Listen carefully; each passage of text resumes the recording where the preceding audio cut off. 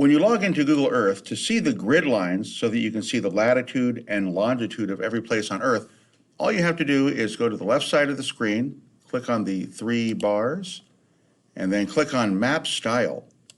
When you click that, you're going to have to scroll down just a little bit, and you're going to go to Turn on Grid Lines.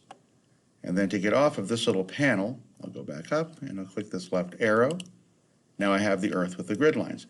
Now I'm backed out far from the Earth, so I only see the grid lines that make sense for this view. So here's the equator, and here is 10 degrees north, this line, and this would be 20 degrees north, 30 degrees north, 40 degrees, so on.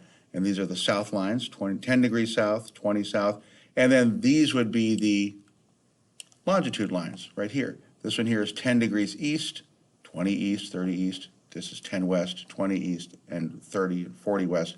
Now, as you move in closer to Earth, the lines are going to change because you're going to see more lines that would be more detailed. So if I go in here, now I see 5 east, and in fact, this would be 1, 2, 3, 4, 5 east. All of the latitude, these are the longitudes, and then these are all by individual latitudes. So the closer I get, the more detailed my latitude and longitude will be.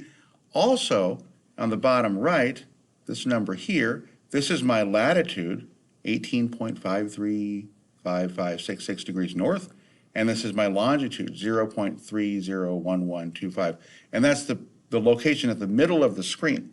So, or as where my cursor is rather. So wherever I move my cursor, you'll notice those numbers change. So I can find the latitude and longitude of any place if I just move my cursor over it. So for example, if I want to go to this part of the Middle East, we'll just go to the center of Saudi Arabia right here.